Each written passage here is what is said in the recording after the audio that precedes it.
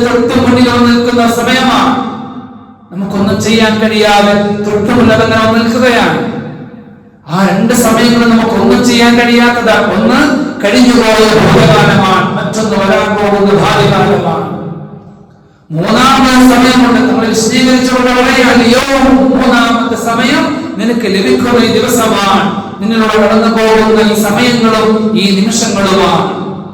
നമുക്ക് എന്തെങ്കിലും ചെയ്യാൻ കഴിയുമെങ്കിൽ, നമുക്ക് ഉപകാരപ്പെടുത്താൻ കഴിയുമെങ്കിൽ, ഉപകാരപ്പെടുത്താൻ കഴിയുന്ന സമയം അത് ഈ സമയം മാത്രമാണ്. ഏത് സമയം നമ്മിലൂടെ കടന്നു പോകുന്ന, നാം ജീവിച്ചുകൊണ്ടിരിക്കുന്ന ഈ കറന്റ് സിറ്റുവേഷൻ മാത്രമാണ്. ഈ സമയങ്ങളും ഈ സാഹചര്യങ്ങളും മാത്രമാണ്.